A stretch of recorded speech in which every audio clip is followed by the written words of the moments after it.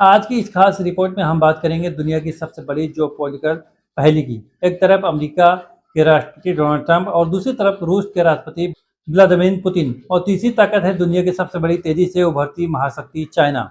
अब सवाल यह है कि आखिर ट्रंप और पुतिन दोनों को ही चीन की जरूरत क्यों है?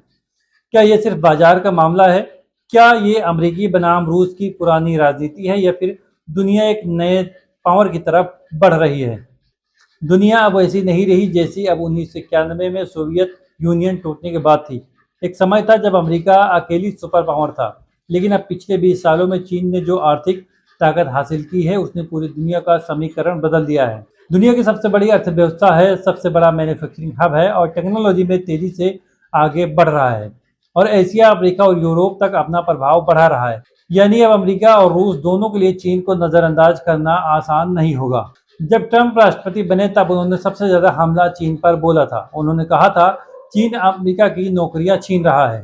चीनी सामान पर भारी टैरिफ लगाए गए थे, ट्रेड वार शुरू किया गया था और टेक कंपनियों पर प्रतिबंध लगाए गए थे और चीन को अमेरिका के लिए सबसे बड़ा खतरा बताया गया था। लेकिन कहानी इतनी सीधी नहीं है, क्योंकि सच्चाई यह है कि अमेरिका की अर्थव्यवस्था खुद चीन पर काफी हद तक निर्भर है।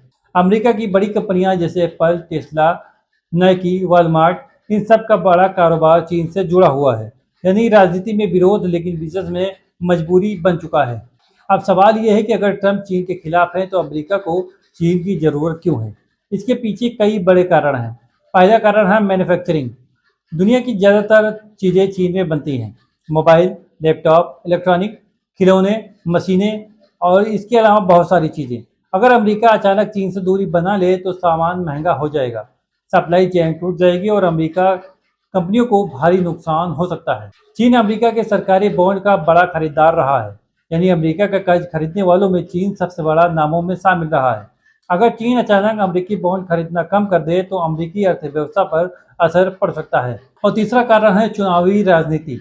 ट्रंप जानते हैं कि अमेरिकी जनता महंगाई से परेशान है। अगर चीन से व्यापार पूरी तरह बंद हो जाए तो अमेरिका में कीमतें बढ़ सकती हैं, इसलिए ट्रंप चीन पर दबाव भी बनाते हैं लेकिन पूरी तरह रिश्ते तोड़ते नहीं। अब बात रूस की। व्लादिमीर पुतिन के लिए चीन सिर्फ पड़ोसी देश नहीं बल्कि यूक्रेन युद्ध के बाद चीन रूस की लाइफलाइन बन चुका है। रूस अपना तेल और गैस चीन को बेच रहा है, इससे रूस की अर्थव्यवस्था को राहत मिलती है। पश्चिमी प्रतिबंधों के बाद रूस को नई तकनीकी चीजों की जरूरत पड़ी। चीन ने वैकल्पिक सप्लाई उपलब्ध कराई। रूस से चीन को सस्ता तेल और गैस मिल रही है। अगर रूस और चीन साथ रहते हैं तो अमेरिका को दो मोर्चों पर ध्यान देना पड़ता है।